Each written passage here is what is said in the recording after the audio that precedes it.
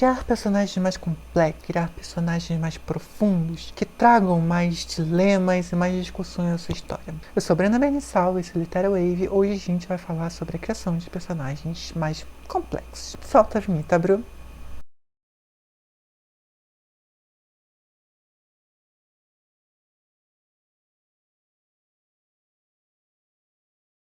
Eu acho que antes de começar a conversar sobre técnicas para fazer isso, a gente tem que entender o que é esse personagem mais complexo. Por quê? Porque na narrativa clássica, esse personagem complexo, ele não existe. O personagem da narrativa clássica é o que a gente chama de personagem plano. Ele é um personagem que ele só tem uma coisa para fazer ali na história: alcançar a verdade daquela história, alcançar a premissa daquela história. Ou seja, toda a crença errônea dele, todos os conflitos, todos os desejos vão estar baseados nessa premissa. E, consequentemente, ele se torna um personagem mais simples. Por quê? Porque ele só vai vir daqui pra cá. Ele não vai fazer grandes movimentos. Ele não vai ficar, sabe, tipo, não.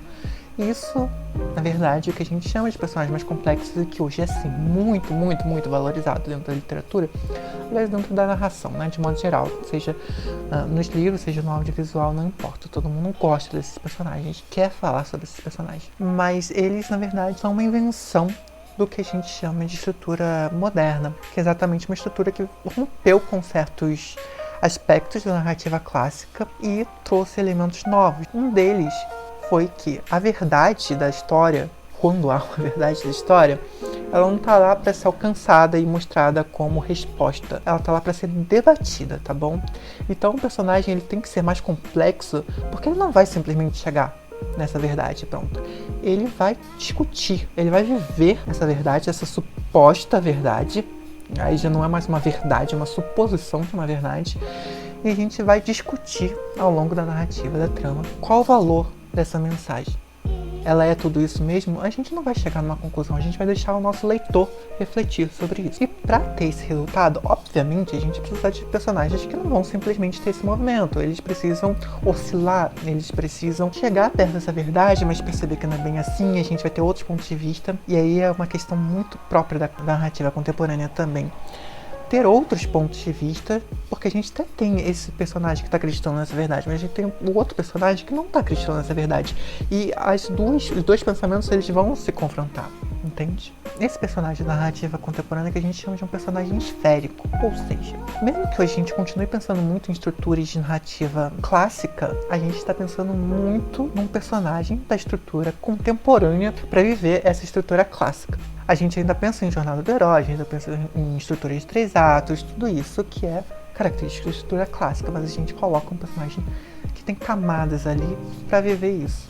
Ou seja, no final acaba sendo meio que um híbrido, né? A gente está escrevendo histórias que são predominantemente clássicas, mas tem elementos, tem vestígios bem consideráveis de uma narrativa contemporânea. Se o seu personagem ele tem essa questão que ele precisa debater um tema, ele precisa testar um tema, provar um tema, repensar esse tema, em vez de simplesmente chegar lá e pronto, tá tudo certinho. Isso quer dizer que o seu personagem ele precisa ser mais na área cinzenta. Ele não vai ser aquela coisa tipo bem versus mal da narrativa clássica.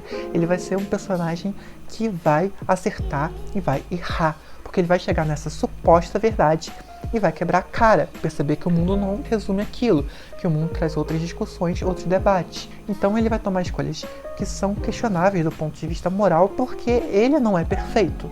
Ele não vai chegar no final, descobrir a verdade e se tornar um herói, como a gente pretende fazer, por exemplo, quando a gente está usando a narrativa clássica. Isso nunca vai acontecer com ele. Ele vai ser sempre um personagem cuja moral, mesmo que ele não seja, não tenha um relativismo moral predominante na personalidade dele, ele é mais humano no sentido de que ele vai falhar também. Ele vai ter mais conflitos, ele vai ter mais dilemas. Os conflitos dele vão ser mais plurais, eles não vão estar só relacionados àquele tema. São conflitos mais verdadeiros, mais da psique dele, entende? E para trazer essa discussão para a história, o que a gente precisa? Criar contexto, a gente precisa explicar por que ele tem essa dificuldade.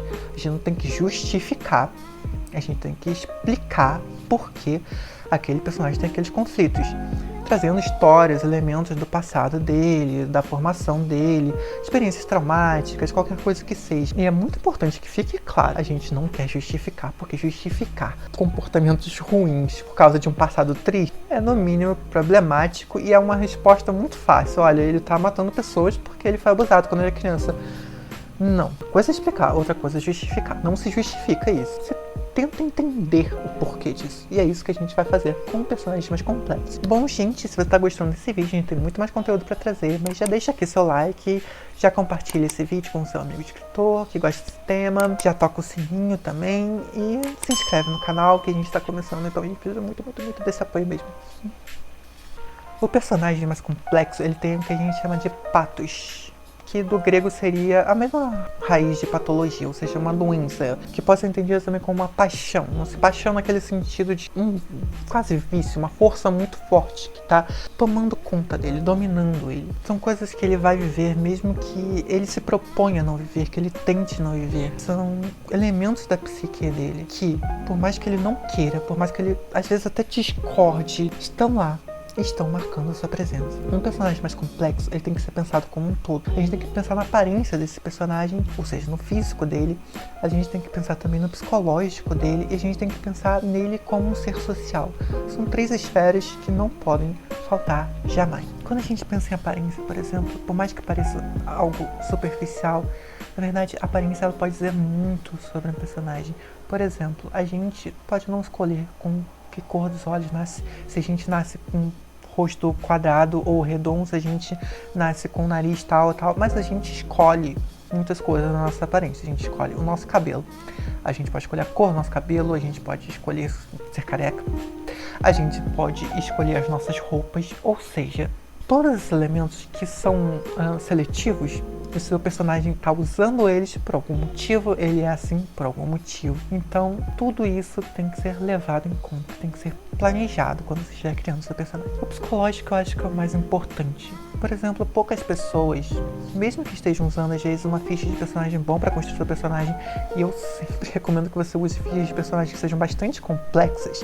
E eu vou deixar aqui até algumas que eu gosto, que eu uso, tá bom? E vocês podem até baixar elas se vocês quiserem. Mas, por exemplo, poucas pessoas pensam quais são os mecanismos de defesa que ele costuma usar quando se vê acuado.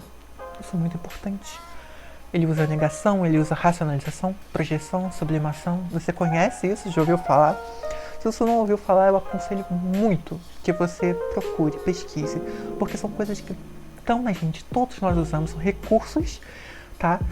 Por exemplo, técnicas de manipulação psicológica. Você não precisa ser uma pessoa manipuladora para usar técnicas de manipulação psicológica. A gente usa na nossa vida para conseguir coisas, porque a gente quer coisas, a gente vai atrás de coisas e nem sempre é fácil, sabe? Por mais que não é questionável moralmente, bom, primeiro que um personagem mais complexo é questionável moralmente mesmo, tá?